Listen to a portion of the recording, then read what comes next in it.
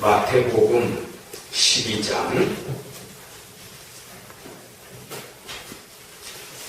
마태복음 12장 30절에서 32절까지 말씀입니다. 마태복음 12장 30절에서 32절까지 말씀 같이 봉독합니다. 30절입니다. 나와 함께 아니하는 자는 나를 반대하는 자요, 나와 함께 오지 아니하는 자는 배치는 자니라. 그러므로 내가 너희에게 이르노니 사람에 대한 모든 죄와 모독은 사심을 얻되 성령을 모독하는 것은 사심을 얻지 못하겠고, 또 누구든지 말로 인자를 거역하면 사심을 얻되 누구든지 말로 성령을 거역하면 이 세상과 온 세상에서도 사심을 얻지 못하리라. 아멘. 자, 우리 프린팅을 하나씩 더 받으셨지요? 지난번에 3월 16일로 기록되어 있습니다. 그때 진도를 좀 나가다가 뒷페이지 부분을 우리가 다루지 못했었습니다. 그래서 마태복음 12장 30절에서 39절 이 본문을 계속 정해놓고 성령 회방죄, 성령을 회방하는 죄가 어떤 죄이냐, 그 점에 대해서 계속 또 이어가도록 합니다. 우리 좀 시간이 오래 지났기 때문에 저 앞부분의 내용 또 기억이 잘 안 나실 수도 있습니다. 앞쪽으로 한번 요약을 해보십시다. 1페이지 한번 보시기 바랍니다. 처음에 몇 줄 좀 보겠습니다. 예수님께서는 성령을 회방하면 용서받지 못한다고 말씀하셨습니다. 그런데 어떤 죄가 성령 회방죄입니까? 일반적으로 어려울 자, 풀해자를 써가지고 해석하기가 어렵다, 풀기가 어렵다 해서 난해 구절로 간주하여 해석을 회피하는 경향이 있으며, 다양한 해석들도 있지만 그 해석 자체가 애매하여 선뜻 와닿지 않는 경우가 많습니다. 오늘은 마태복음 12장 31절에 기록된 성령 회방죄, 성령 회방죄에 대해 성경을 중심으로 해서 살펴보십시다. 이렇게 도입 단계에서 말씀을 드렸습니다. 또 학자들의 견해를 한번 보십시다. 옛날 유대 지역의 그 서기관들의 경우에는 이 성령을 회방하는 죄, 이 뭐라고 해석을 했느냐? 하나님의 영을 회방한다. 이 개념을 하나님의 거룩한 이름을 함부로 부르는 경우를 의미했다. 그 서기관들은 그렇게 이해를 했습니다. 야훼, 또 엘로힘, 성경을 필사해 나가다가도 이런 부분이 나올 때는 굉장히 신경을 많이 쓰게 됩니다. 하나님을 경외하는 마음을 품게 되고, 그래서 야훼를 쓸 때는 심지어 목욕까지 하고 와서 기록한다든지, 또 엘로힘, 우리말로는 하나님으로 번역이 됩니다. 그런 경우는 펜을 깨끗하게 닦고서 다시 또 잉크를 찍어가지고 쓴다든지, 또 성경을 읽어가다가 야훼가 나오게 되면은 바로 하나님의 이름인 야훼로 읽지 않고 아도나이, 주님이라고 대치해서 읽을 정도였습니다. 그래서 하나님의 거룩하신 이름을 함부로 불러서는 안 된다. 그런 의미에서 이 성령 회방죄에 그렇게 적용을 했다고 합니다. 또 그 다음에 테르툴리아누스, 라틴 신학의 대부가 되겠는데, 이 삼위일체론이라고 하는 그 용어를 맨 처음에 쓴 사람입니다. 성부, 성자, 성령 하나님을 삼위일체 신이라, 트리니티 가드라는 표현을 맨 처음에 쓴 사람입니다. 안타깝게도 이 몬타누스 예언운동에 동참을 했다가 그 이단 그룹입니다. 안타깝게도 정통적인 신앙을 유지하지 못했다. 그래서 가르칠 교자, 아버지 교자, 철치 파더입니다. 교부라고 하지요. 초대교회 당시에 혁혁한 공을 세운 그러한 인물들입니다. 그래서 교부 축에는 이분이 들어가지를 않습니다. 그 다음에 테르툴리아누스는 용서받지 못할 죄이며 간음, 살인, 배교, 우상숭배가 여기에 해당이 된다.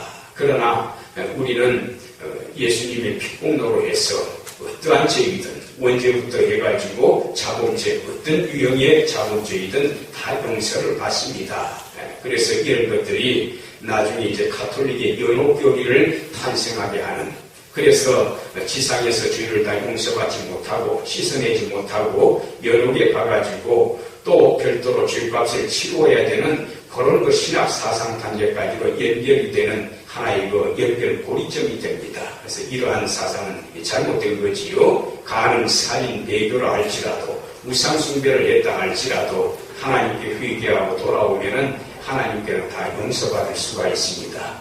세 번째로 켈빈입니다. 우리 장로교를 맨 처음에 세우신 장로교 창시자인데 성령이 주는 빛을 고의적으로 알면서도 그 말입니다. 알면서도 자기 고집대로 끄려고 힘쓰는 자들, 사실 이런 사람들은 제가 보기에 사탄과 그의 무리들이 아니면은 이런 일을 하지 않지요.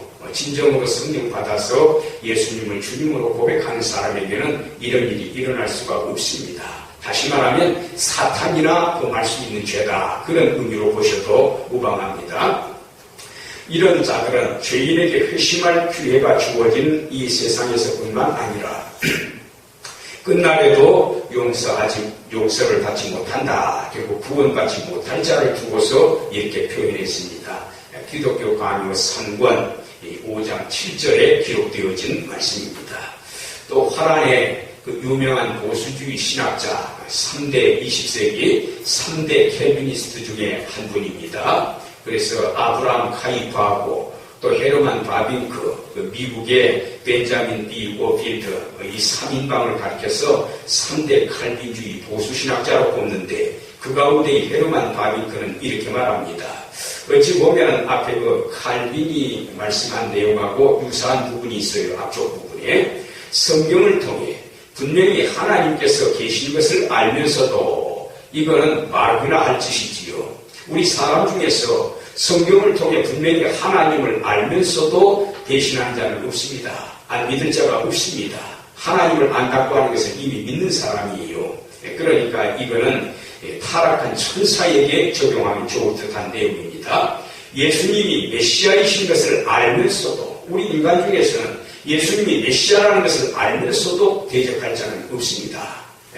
이에 역행해서 논박하는 죄다, 이렇게 표현했습니다. 그래서 바빙크의 견해에도 약간의 좀 문제가 있다고 저는 생각을 합니다. 끝 마무리 부분에서 조금 짚어놨습니다. 그 다음에 우리나라의 주경신학, 성경을 주석을 하시는 최고의 학자 중에 한 분입니다. 박윤선 박사님의 경우에는 성령 외방죄란 하나님의 선택하시지 않은 자만이 범할 수 있는 죄다. 다시 말하면 천국에 못 갈 자니까 구원받지 못하는 자입니다. 그래서 앞에 그 칼빈이나 바빙크나 박윤선 딱 공통점이 있지요.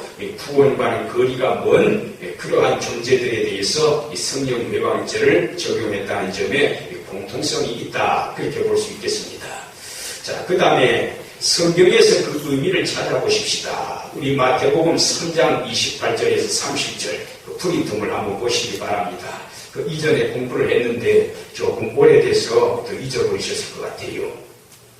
내가 진실로 너희에게 이르노니 사람의 모든 죄와 모든 모독하는 일은 용서할 사자 사하심을 얻되, 그런데 누구든지 성령을 모독하는 자, 이게 성령 외방죄거든요.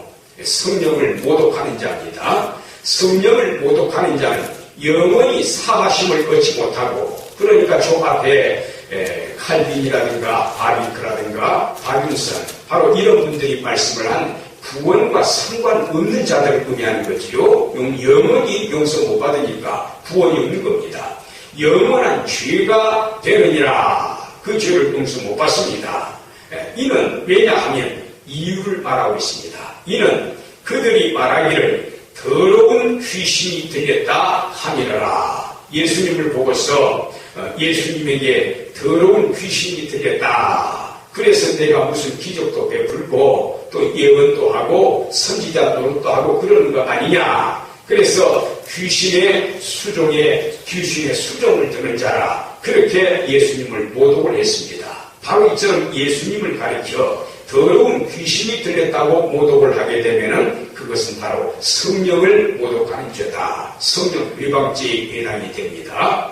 자, 그 다음에 요거는 이제 끝까지 구원받지 못할 자를 두고 하는 말입니다. 사실은 우리 바울 선생님 보더라도 그렇잖아요. 기독교를 이단으로 알았습니다. 우리 기독교인들을 얼마나 많이 핍박을 했습니까? 또 예수님을 그 이단자의 교수로 알았을 거 아닙니까? 다메섹 강변에서 예수님 만나고 나서 크게 회개하고 거기에서 예수님이 바로 주님이라는 사실을 바르게 알아보고 예수님께로 방향을 전환하게 되었을 때에 성령께서 사로잡으신 거예요. 그때 다 용서받고 오히려 예수님의 신실한 종이 되고 또 선교사님이 돼가지고 땅끝까지 이르러 복음을 전하는 그런 종의 반열에 올랐던 그런 분 아닙니까? 여기에서 말하는 영원히 용서가 안 된다고 하는 것은 구원받지 못할 자를 두고 표현한 것이다. 그렇게 이해를 하면 되겠습니다.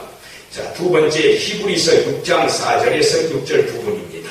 자, 그게 제가 기록을 해놨는데요. 한 번 빛을 받고 하늘의 은사를 받고 빛을 받았다고 하는 것은 우리가 이 빛의 기능이라고 하는 것은 밝히 보여줍니다. 컴컴해가지고 가리워져가지고 올랐던 것을 밝혀줍니다. 그러니까 여기에 빛이라고 하는 것은 계시적인 차원 혹은 하나님께서 베푸시는 은혜의 차원을 의미하는 것입니다. 그래서 하나님으로부터 계시를 받고 또 은혜를 받고 뒤에 유사한 구절이 뒤따라 나오지요. 하나님의 은혜의 선물, 은사를 맛보고 성령에 참여한 바 되고 다 이게 표현은 다르지만은 같은 내용입니다. 성령님을 받아야만 은사도 체험할 수가 있고 또한 밝히 볼 수도 있는 거예요. 5절에 하나님의 선한 말씀과 대내세계의 능력을 맛보고도 타락한 자들은 다시 새롭게 하여 회개케 할 수 없다고 했습니다. 이 대표적인 인물이 바로 가룟 유다입니다. 그러나 가룟 유다는 예수님을 주님이라고 고백한 적이 없습니다. 예수님을 주님이시고 그리스도시고 살아계신 하나님이라고 고백을 하지 못했던 사람입니다. 그래서 그는 성경에 기록된 것처럼 악인도 적당한 날에 하나님께서 쓰셨느니라. 바로 거기에 해당이 되는 사람입니다.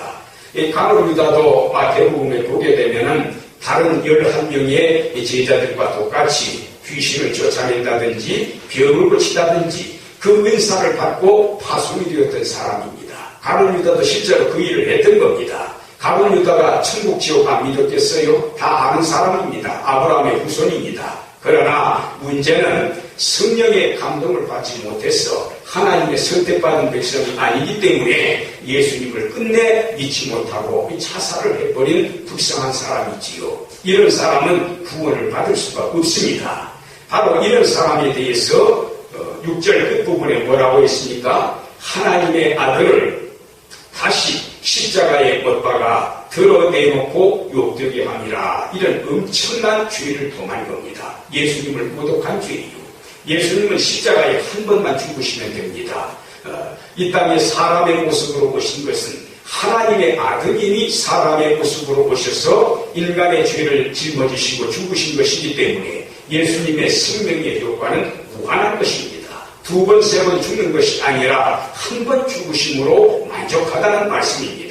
그런데 그 예수님을 다시 십자가에 못 박는다고 하는 것은 예수님의 그 구원 사역을 모독하는 행위에 해당이 되는 거지요. 바로 가룟 유다와 같은 사람이 여기에 해당이 된다고 볼 수가 있겠습니다. 저는 그래서 이 구절을 성령 회방죄에 연결지어 볼 수 있는 구절이다. 그렇게 생각을 합니다. 이제 본격적으로 새로운 내용으로 진도를 좀 들어갑니다.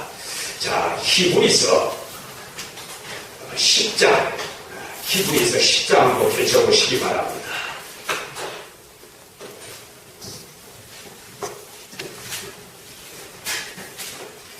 자, 히브리서 10장 28절, 29절입니다. 저는 옛날 성경으로 좀 보겠습니다. 히브리서 10장 28절입니다. 모세의 법을 폐한 자도 두세 증인을 인하여, 여기에 모세의 법을 폐했다고 하는 것은 폐지시켰다, 그런 의미가 아닙니다. 하나님의 법은 폐지가 되지 않습니다. 왜냐하면 하나님의 입에서 나온 말씀이고 최고의 권위, 최종의 권위를 지녔고 천지를 만드신 창조주 하나님의 입에서 나온 말씀이기 때문에 이 법은 폐할 자가 아무도 없습니다. 여기에 폐한다고 하는 것은 법을 어겼다는 뜻입니다. 예를 들어서 구약시대에 안식일을 지키지 못했다거나 부모를 공경하라 했는데 부모에게 효도하지 못하고 오히려 불효를 범했다거나 이웃에게 탐내지 말라 그랬는데 탐을 내고 도둑질을 했다거나 바로 이런 경우가 여기에 법을 폐한 자에 해당이 됩니다. 그럴 경우에는 2명이나 최소한 2명입니다. 두세 증인을 인하여 불쌍히 여김을 받지 못하고 죽었거든, 이렇게 되어 있습니다. 두세 증인을 인하여 두세 증인으로 재판에 받아가지고 결국에는 저 사람 죄인 맞습니다, 이러이러한 못된 짓을 했습니다, 두세 명이 딱 거기에 증거를 해버리면은 꼼짝없이 죽임을 당해야겠습니다. 물론 중죄의 경우가 되겠습니다. 그렇게 죽었거든. 그러니까 인간 세계에서 인간을 대상으로 해서 또 이 세상에 사는 동안에 범한 죄도 그렇게 무겁고 중한데 사형을 당할 정도, 하물며 29절에 무슨 이야기 하려고 그러는가 하면은 예수님을 모독하는 죄를 지금 적용을 하려고 하는 거예요. 하나님 아들 예수님이지요, 밟고 자기를 거룩하게 한 언약의 피를 부정한 것, 이 얼마나 신성모독죄입니까? 예수님의 구속사역을 헛되이 만든, 이건 사탄이나 범할 수 있는 죄지요, 또는 사탄에게 종노릇하고 있는 그런 사람들이 범할 죄입니다. 네로 황제도 그랬고 도미티아누스 황제도 그랬습니다. 바로 그런 사람들이나 범할 수 있는 죄입니다. 은혜의 성령을 욕되게 하는 자, 성령 외방죄입니다. 당연히 받을 형벌이 얼마나 더 중하겠느냐, 너희는 생각하라. 그러면서 31절에 뭐라고 했습니까? 살아계신 하나님의 손, 여기에 손은 어떤 손입니까? 심판을 내리신 손입니다. 하나님의 손에, 심판의 손에 빠져 들어가는 것이 무서워지죠. 하나님의 이 심판을 받으면 영원한 죽음의 형벌에 처해지게 됩니다. 그래서 바로 29절과 31절 이렇게 쭉 연결을 해보면, 바로 하나님 아들을 짓밟는 거, 우리의 죄를 대신해서 짊어지시고 속죄 사역을 감당하기 위해서 흘리신 그 피를 부정을 해버리고 성령님을 욕되게 하고, 바로 이러한 죄가 용서받지 못할 죄다 그 말입니다. 이거는 결코 구원받을 수 없는 사람들이 범하는 죄다. 살아서 전에 젊었을 때는 예수님 부정하는 경우도 있습니다. 저도 옛날에 그랬습니다. 그러나 그 이후에 깨닫고 예수님 알고 신앙 고백하고 돌아오니까 하나님 다 용서해 주시잖아요. 여기에서 말하는 것은 구원받지 못할 자를 두고 하는 이야기입니다. 자, 그 다음에 우리 야고보서 한번 보십시다. 2장, 히브리 야고보 2장. 야고보서 2장입니다. 의대를 보시는 거 하면은 18절, 2장 18절. 혹이 가로되 누가 뭐라고 이르는 거 하면, 너는 믿음이 있고 나는 행함이 있으니 행함이 없는 내 믿음을 내게 보이라. 보여줄 수가 없지요. 보여준다 해도 그거는 가식적인 믿음입니다. 행위가 동반되지 않는 믿음, 그거는 죽어있는 믿음이다. 너 그렇게 어물쩡하고 있을 때에, 다른 믿음을 보여주지 못할 때에, 너는 기껏해야 죽은 믿음밖에 보여주지 못하는 때에 나는 행함으로 내 믿음을 너한테 보여주겠다. 당당하지 않습니까? 우리 그 야고보 선생님 19절에 보시기 바랍니다. 너가 하나님은 한 분이신 줄을 믿느냐? 잘하는도다. 잘해서 잘하는 게 아닙니다. 이 반어법입니다. 잘 못하는 것을 강조하는 표현이지요. 뒤에 누가 나오는가 하면 귀신들이 나옵니다. 이 마귀들은, 이 귀신들은 헬라어 원어의 다이모니아, 영어의 데몬입니다. D-E-M-O-N. 이 다이모니아, 이 단어에서 나오고, 영어 단어장에 나옵니다. 이 단어가. 귀신들, 마귀들입니다. 데몬이에요. 이 귀신들도 믿고 떨립니다. 귀신들도 하나님 믿습니다. 예수님 믿습니다. 성령님 믿습니다. 예수님 앞에서 귀신들이 바들바들 떨잖아요. 왜 그런데 귀신들도 분명히 예수님을 믿는데, 예수님을 믿고 두려워할 줄 아는 존재들인데, 그런데 왜 이신득의 믿음에 의하여 의롭다함을 얻는다, 거기에 해당이 안 되느냐고 말입니다. 귀신들도 하나님 믿습니다. 오히려 어떤 면에서는 우리보다도 예수님을 더 잘합니다. 이 귀신들은. 그런데 왜 이들은 믿음이 있음에도 불구하고 구원을 받지 못하느냐? 그 믿음은 어떤 믿음입니까? 20절에 보세요. 감탄사까지 썼습니다. 이 허탄한 사람아, 회인입니다. 회인맨, 텅 비어있는 인간아. 내면을 들여다보니까 아무것도 들어있지 않습니다. 보석함에 비유하면 텅텅 비어있는 함만 남아있는 그런 보석함입니다. 아무 값어치가 없습니다. 텅 비어있는 사람아, 우리말 번역에 허탄한 사람아, 행함이 없는 믿음이 어떻다고 했습니까? 헛것이라고 해서 텅 비어있다. 에이, 텅 비어있다 그 말입니다. 이 믿음은 어떤 믿음입니까? 17절에서 연결지어 보세요. 17절에 행함이 없는 믿음은 그 자체가 뭐다? 죽은 것이다. 우리가 믿음에 의해서 의롭다함을 얻는다. 거기에 이신, 득이, 서이자, 믿을 신자, 얻을 득자, 오를 의자, 거기에 믿을 신자는 어떤 개념입니까? 죽은 믿음을 말하는 겁니까? 산 믿음을 말하는 겁니까? 산 믿음을 말하는 거예요. 우리 야고보 선생님은 예수님 동생입니다. 이 야고보 선생님은 뭐가 살아있는 믿음이라고 하는 겁니까? 다 성경책 끼고 찬송가 끼고 주일이면 예배당 찾아가요. 다 겉으로 봐서는 기독교인이 맞습니다. 자기 스스로도 나 기독교인이라고 합니다. 그런데 저 사람은 아무리 봐도 기독교인이 아니로다. 조금 경험해보면 알지 않습니까? 뭘 가지고 저 사람 믿음, 죽은 믿음이다. 죽은 믿음이기 때문에 의롭다 하심을 받지 못한다. 귀신들도 그런 믿음을 가지고 있다. 본질이 같다 그 말입니다. 왜 죽은 믿음입니까? 행함이 동반되지 않기 때문에. 신은 행의 일치입니다. 우리 예수님께서 마태복음 7장으로 기록합니다.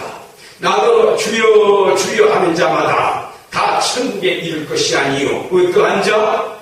내 아버지 뜻대로 행하는 자라야 천국에 올 수 있다고 했습니다. 그리고 저 뒤에 가면 무슨 내용 나옵니까 또? 뭐 위에 잘 지어놓은 집입니까? 반석 위에 지은 집입니다. 누가 반석 위에 지은 집입니까? 예수님의 말씀을 듣고 어떻게 하는 자라고 했지요? 행하는 자라고 있어요. 그리고 그 말씀하기 이전에 나더러 주여 주여 그 이전에 무슨 말씀이 있는가 하면은 이 바리새인들의 특히 그 외식행위입니다. 그래서 뭐라고 말씀하는 거 아니? 나무를 비유를 들어요. 좋은 나무가 있다. 그런데 이게 좋은 나무다, 좋지 못한 나무다. 이 봄철에 봤을 때는요, 다 똑같은 번그러한 나무 같아요. 그런데 가을철에 가가지고 보면은 어떤 나무는 배나무라고 합시다. 어떤 배나무는 배가 참 탐스럽게 열려있는데 어떤 배나무는 배가 그만합니다. 상품 가치가 전혀 없는 그런 배 열매를 맺어요.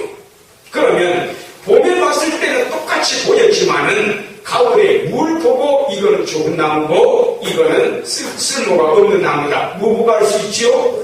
열매를 보고 아는 겁니다. 그 열매는 조금 이따 예수님이 뭘 설명하시기 위해서 그 열매의 비유를 든 겁니까? 바로 행함이 동반되는 믿음. 그거 한 다음에 따더러 주여 주여가 나오잖아요. 반석 위에 지은 집 나오지 않습니까? 예.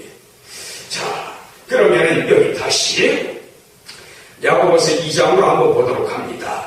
2장 19절에 너가 하나님은 한 분이신 줄을 믿느냐? 여기 하나님은 누구지요? 성부, 성자, 성령 가운데 성부 하나님입니다. 헤이스라는 헬라어를 쓰고 있습니다. 한 분이다 그 말입니다. 성부 하나님입니다. 잘 아는 거다. 귀신들도 믿고 떠납니다. 그런데 귀신들 구원받습니까? 못 받습니까? 구원받지 못합니다. 왜 못 받습니까? 그들이 가지고 있는 믿음의 본질은 죽어있기 때문에 죽은 믿음이다 그 말입니다. 마찬가지로 행함이 없는 믿음은 어떤 믿음입니까? 죽어있는 믿음이다 그 말입니다. 그래서 이제 우리 교회에서는 그렇게 이야기합니다. 신학자들이 하나님 눈에만 보이는 교회가 있대. 이 교회는 빌딩을 말하는 게 아닙니다. 우리 성도들을 말합니다. 하나님 눈에만 보이는 교회가 있다. 이거를 불가시적 교회. 우리 인간 눈에는 안 보인대요. 그래서 invisible church입니다.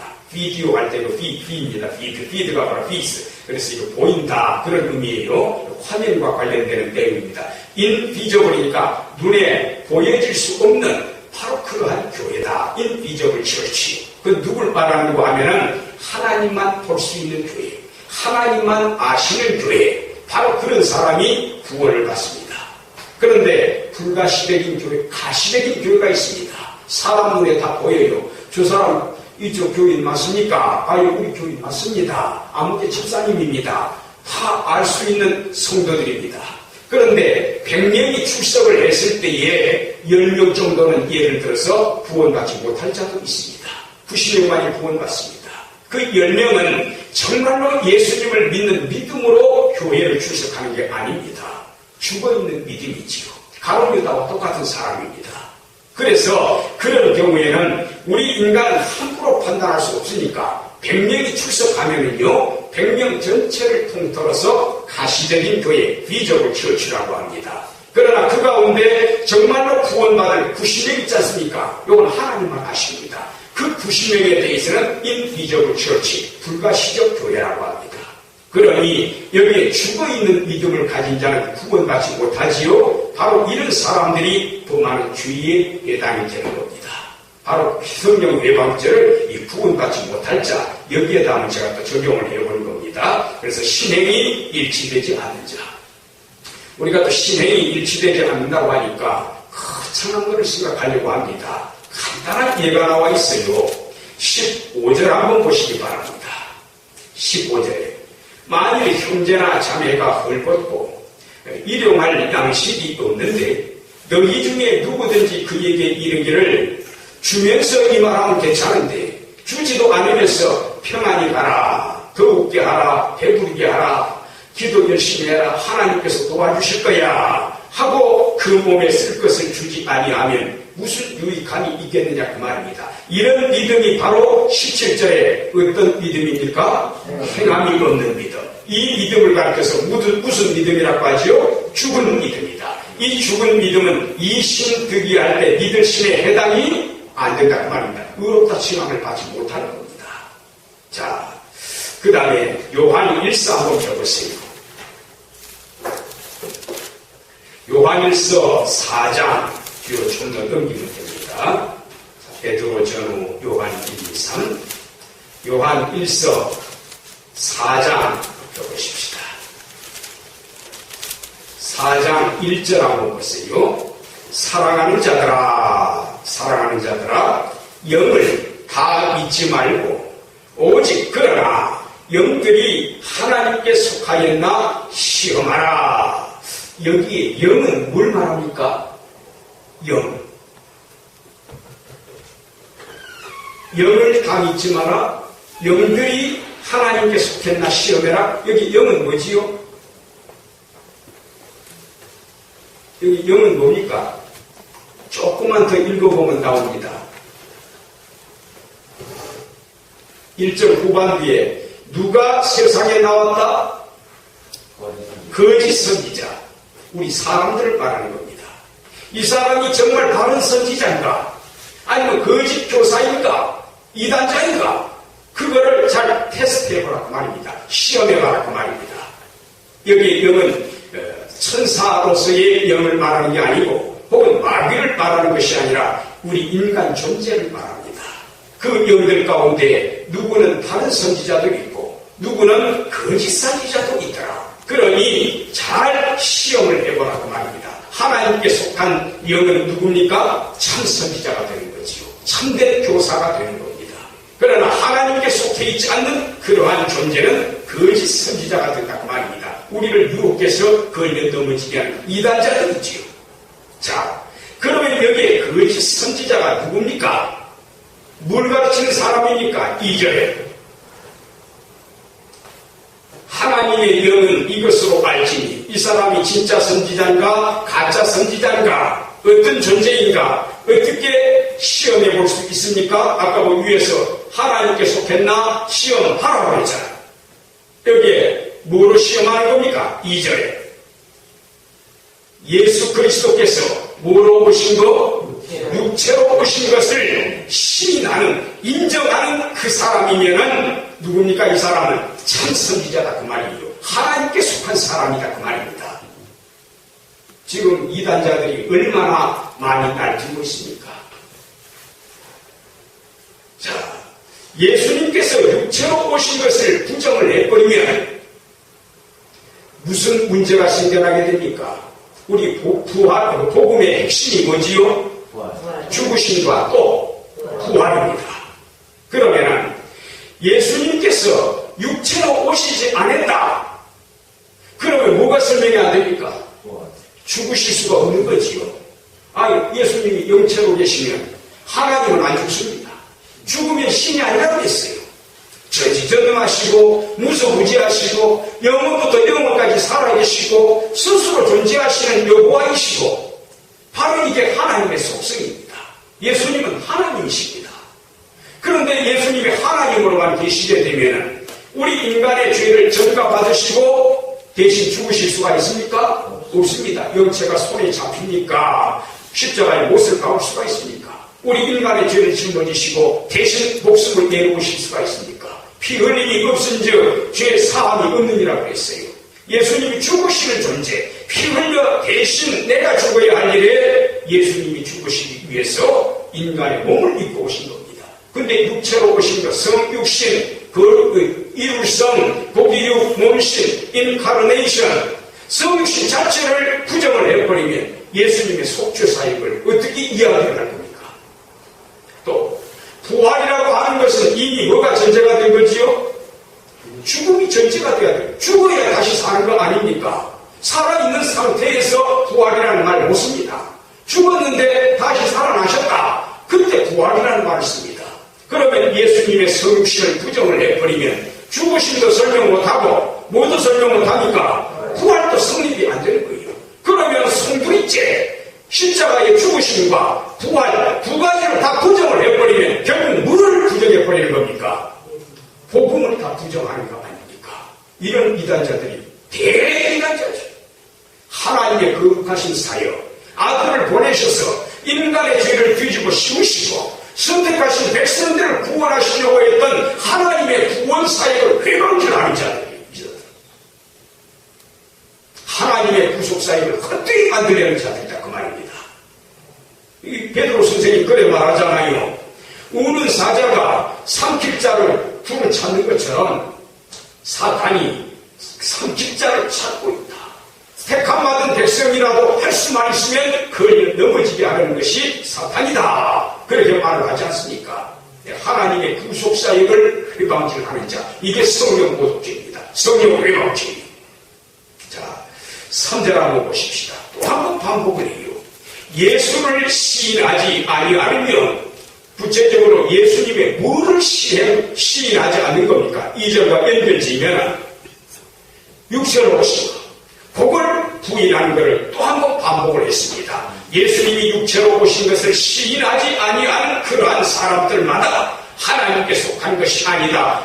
그것이 곧 적그리스도의 영이다 그 말입니다. 적그리스도의 수하에서 심부름꾼도로 타는 마귀질을 하고 있는 그런 존재들이다 그 말입니다. 그런데 이런 작자들이 3절 끝부분에 어떻다고 있습니까? 벌써 세상에 있느니라 조심해라 그 말이에요. 초기 교회 때부터 영지주의자들이 판을 쳤습니다. 이 영지주의자들, 자 우리 교환을 한번 보세요. 제가 작은 글씨로 좀 써놨습니다. 영지주의자들, 영은 선하고 육은 악하다는 논리에 입각해 있습니다. 하나님이 왜 선하냐? 하나님은 영체시기 때문에. 그런데 예수님이 하나님의 아들이신데 어떻게 어떻게 하나님이 더러운 인간의 몸을 입고 오실 수가 있느냐? 하나님의 거룩성의 원리에 위배가 된다는 거예요. 영은 선하지만 육은 악하다. 물질은 악하다. 그래서 하나님이 만드신 이 피조물, 이 세계도 다 악하다고 보는 겁니다. 영지주의자들은. 그래서 육은 악하다는 논리에 입각해서 메시아의 서육신을 부인하고 뭐를 주장했습니까? 거짓가짜, 나타날 현자, 가현성을 주장합니다. 하나님이 인간의 몸을 입으실 수가 없다는 거예요. 이 더러운 인간의 몸을 입으실 수가 없다. 그래서 아예 뭘 부정합니까? 성육신 자체를 부정해버리는 겁니다. 그래 이제 예수님 믿는 사람들이 질문을 합니다. 그 십자가에 달려 죽으시지 않았느냐? 그분이 예수님 아니셨느냐? 하나님의 아들이시고 또한 인간이시지 않느냐? 그랬더니 영지주의자들이 뭐라고 표현하는가 하면은 십자가에 달려 돌아가신 것은 예수님이 아니고 예수님의 제자 요한이다. 그렇게까지 말을 합니다. 세상에 이런 별회괴한 주장이 있어요. 바로 이게 영지주의자들이었습니다. 자, 이렇게 되면은 대신 속죄하시는 거, 대신 자기 목숨을 바치시는 거, 바칠 속죄합니다. 대신할 때자, 이게 부정이 되잖아요. 죽으신 부정되고, 죽으신 부정되면은 부활도 부정이 되고, 죽으심과 부활이 부정되면 복음 자체를 부인해버리는 겁니다. 이게 바로 영지주의자들입니다. 지금 요한일서 4장에서 말씀하고 있는 이 거짓 선지자들이라고 하는 자들, 이게 영지주의자들입니다. 현대판 영지주의자들도 많습니다. 자, 그 다음에 요한계시록 21장하고 펴보세요. 요거 옛날에 이터널 데스 그래가지고 영원적 죽음을 설명할 때에 이 부분을 제가 인용을 한 적이 있습니다. 요한계시록 21장 8절 7절을 좀 먼저 볼까요? 이기는 자는 이것들을 유업으로 얻으리라. 여기 이것들은 뭡니까? 6절에서 얼른 답을 찾아보세요. 6절에서 생명수 생물, 생명수 생물입니다. 새 생명을 의미할 수가 있습니다. 생명수 생물로 목마른 자에게 값없이 주리라. 또는 성령으로 해석하는 분들도 계십니다. 이기는 자는 이것들, 여기에 이긴다고 하는 것은 어디에서 이기는 자들입니까? 이 지상생활에서 전투적인 교회로서 사탄의 세력과 싸워서 믿음을 굳건하게 지키고, 바울 표현대로 하면은 믿음 굳건하게 지키고 달려갈 길을 다 마친 바로 그러한 성도상을 의미합니다. 이것들을 생명수 생물을 유업으로 얻으리라. 나는 저의 하나님이 되고 그는 내 아들이 되리라. 아들이기 때문에 뭘 주십니까? 유업을 주시는 거예요. 종한테는 유업 안 준다고 지난번에 제가 설명을 드렸습니다. 8절에 그러나 이 경우하고는 정반대되는 개념들이 나타나네요. 구원 못 받는 사람들입니다. 두려워하는 자들, 믿지 아니하는 자들, 흉악한 자들, 살인자들, 행음자들, 술객들, 우상숭배자들, 거짓말하는 자들, 이들은 다 어디로 들어간다? 불과 유황으로 타는 연못, 불못입니다. 그쪽으로 들어간다. 이게 둘째 사망이라 이터널 됐습니다. 영원적 죽음입니다. 그래서 이 운명이 안 바뀌는 거예요. 그대로 고정이 돼버리는 겁니다. 그러면 여기 아까 테르툴리아누스가 그런 말 했지요. 우상 숭배자, 살인자, 그런 개념 나왔지요. 중죄는 용서받지 못한다. 이런 부분에 근거해서 이야기를 한 겁니다. 그러니까 예를 들어서 이 부분을 딱 갖다 대면은요, 아니 테르툴리아누스 말이 맞네. 그거 어떻게 해석하시랍니까? 살인자는 예수님 믿어도 구원 못 받겠네요. 불못 떨어지겠네요. 사도 바울도 예수 믿는 사람들 얼마나 죽이는 일에 찬성을 들렸습니까? 구원 받았잖아요. 이거 어떻게 해석하시겠습니까? 쭉 앞부분에 20장 12절 한번 보시기 바랍니다.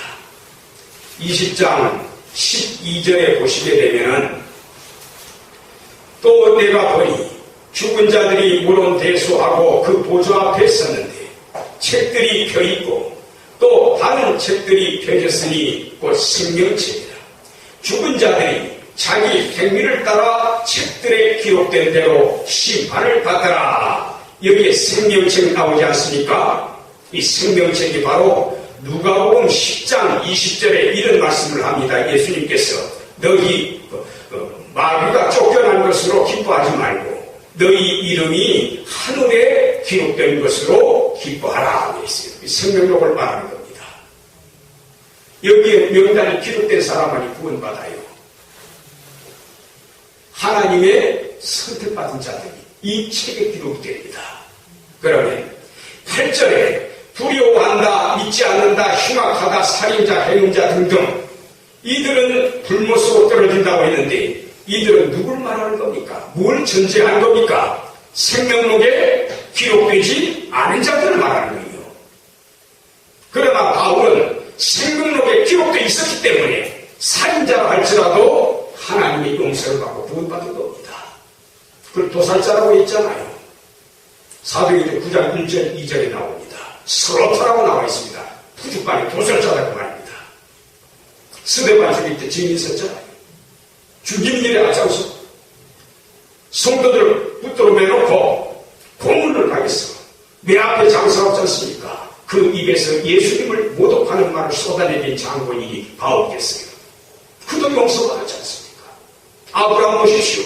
아버지 데라가 뭐하던 양반이니까 여호수아서에 나옵니다. 우상 숭배자예요. 그런데 그 가문이 구원받잖아요. 그러니 여기에 구원받지 못한다, 불못에 떨어진다고 하는 것은 20장 12절과 연결 지어볼 때 생명책에 무하지 못한 자입니까? 농명되지 못한 자다. 기록할 옥자, 이름 명자, 농명이 안 된 자들이라고 말이에요. 자, 그 다음에 의대를 보시는거 하면은 요한 1서 5장 16절 보세요. 요한 1서 5장 16절. 여기에도 남의 구절이 하나 나옵니다. 저도 이 구절 때문에 고민 많이 했습니다. 옛날에. 자, 5장 16절에 누구든지 형제가 사망에 이르지 아니한 죄, 자, 사망에 이르지 않는 죄를 범하는 것을 보거든 구하라. 그러면 사망에 이르지 아니하는 범죄자, 사망에 이르지 아니하는 범죄자들을 위하여 저에게 생명을 주시기를 하나님께서. 그런데 사망에 이르는 죄가 있으니 이에 대해서 나는 구하라 하지 않노라. 하나님 살려주세요. 그 사람 위해서 기도하지 마라 그 말입니다. 사망에 이르는 자가 있다 그 말입니다. 구원받지 못할 자지요. 바로 이런 누구를 의미하는 겁니까? 이런 죄를 범할 정도면, 이런 정도의 사람이라면 성령회방죄, 성령모독죄에 해당이 되는 사람입니다. 영안이 깊은 사람은 들여다볼 수가 있어요. 물론 함부로 판단하는 건 조심해야 됩니다. 김대중 같은 사람도 구원받았으니까요. 그래서 여기에 사망에 이르는 죄가 있다. 여기에 사망에 이르는 죄, 어떤 죄일까요? 이 본문의 흐름 속에서 해석을 해본다면 누굴까요? 아까 4장에서 우리 뭐 배웠지요? 영지주의자들. 바로 문맥상에서 원래 성경은 장절 없습니다. 여기까지는 4장이다. 여기부터는 5장이다. 그거 없어요. 장절 없습니다. 연결해서 쫙 써내려가는 거예요. 헬라어 대문자로 다 써내려갔습니다. 그래서 4장과 연결 지어볼 때에 4장 1절에 거짓 선지자가 세상에 나왔다. 그리고 또 3절 끝부분에 벌써 세상에 있느니라. 누굽니까? 2절에 예수 그리스도께서 육체로 오신 것을 시인하지 않는 영입니다. 거짓 선지자들입니다. 그래서 이들을 위해서 내가 구하라고 하지 않느니라. 명약관하게 드러난 사람들이잖아요. 모르죠? 또 혹시 처음에는 영지주의에 속했다가 크게 회심하고 돌아오는 사람이 몇이나 있었는지 저는 모르겠습니다. 자, 그 다음에 17절 한번 보십시오. 5장 17절. 나는 그런 사람들 구하라고 안 한다. 모든 불의가 죄로 돼. 율법에서 벗어나면 다 죄입니다. 모든 불의가 죄로 돼. 사망에 이르지 아니하는 죄도 있도다. 사도 바울 같은 경우 구원받았지 않습니까? 큰 모진죄를 범하고서도 생명록에 기록되어 있기 때문에 하나님이 안 보십니다. 그 사람은. 자, 한 구절 더 보십시다. 디도서 3장, 요한이서 1장 10절 보세요. 요한이서 1장 10절. 한 장밖에 없습니다. 10절에 보면은 누구든지 이 교훈을 가지지 않고 너희에게 나아가거든 그를 집에 어떻게 하지 마라? 들이지 말고 들어오세요 들이지도 말고 뭐도 하지 마라? 인사도 하지 마라. 누굽니까 이게? 이단자들이에요. 절대 이단자들 대문거 두드리면서 이야기 좀 하십시다. 좋은 소식 갖고 왔습니다. 드리지 마세요. 저는 그렇게 말합니다. 욕도 하지 마시고요. 정중하게 저는 장로교인입니다. 할 말씀이 없습니다. 그럼 돌아가더라고요. 얌전하게 그렇게 타이르셔야 됩니다. 그런데 여기에 이 이단자는 누굽니까? 7절 보세요. 성경을 쭉 흐름 속에서 해석을 해야 됩니다. 미혹하는 자, 아까 많이 읽어봤지요. 일서에 나왔지 않습니까? 미혹하는 자가 세상에 나왔나니 이는 예수 그리스도께서 육체로 임하신 성육식을 무하는 자입니까? 부인하는 자. 그런 이단자들이에요. 계속 지금 요한일서에서 보면요, 영지주의자들이 경계하고 있는 겁니다. 요들하고 인사도 하지 말고 집에 들이지도 말고 나는 그들을 위해서 구하라고 말하지 않는다. 한 구절만 더 봅시다. 디도서 3장 10절. 디도서 빌레몬 히브리가 오고 디도서 디모데 다음에 있습니다. 자, 디도서 3장 10절입니다. 한 구절만 더 보십시다. 자, 이단에 속한 사람을 한두 번 훈계한 후에 어떻게 하라? 멀리해. 영적인 교제 나누면 안 됩니다. 다 차단해야 돼요. 물론 물건 사고 팔 수는 있겠지요. 거리 지나면서 잠깐 인사할 수는 있겠지요. 영적인 교제 나누면 안 됩니다. 그 사람이 회개하지 않는 이상은. 그래서 이 이단이라고 하는 것은 물건 하이레티코스 안트로포스 그래가지고 감을 짓는 자입니다. 정상적인 진리가 있는데 하나님 말씀이 있는데 참이 있는데 거기로부터 떨어져 나가가지고 자기 뜻에 맞는 몇 사람끼리 파당을 지어서 자기 노선을 주장하는 자들, 당을 형성하는 자들, 이게 이단입니다. 한자로 번역이 될 때는 뭐라고 했지요? 달을 이자, 끝단자. 비슷한 건 예수님 이야기합니다. 교회 이야기합니다. 성경도 몇 장 몇 절 이야기합니다. 근데 끝에 가가지고 뭐가 나오니까 끄트머리 완전히 달라요. 그래서 달을 이자, 끝단자, 이단, 한자로 번역 잘 됐다고 생각합니다. 자, 그래서 바로 이런 자들이 성령 일방제의 대상이 되겠다. 마지막으로 뒤에 거 이제 읽어봅시다. 이 페이지 끝에.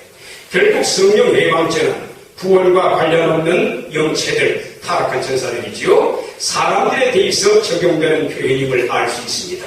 저의 소견으로는 위에서 살펴본 성경 구절들과 아울러 해석 차원에서 칼빈과 박윤선의 견해를 반영한다면 가장 이상적일 것으로 봅니다. 박인기의 견해에 대해서는 조금 제가 이의를 표기를 좀 해놓은 게 있습니다. 참고적으로 읽어보시기 바랍니다.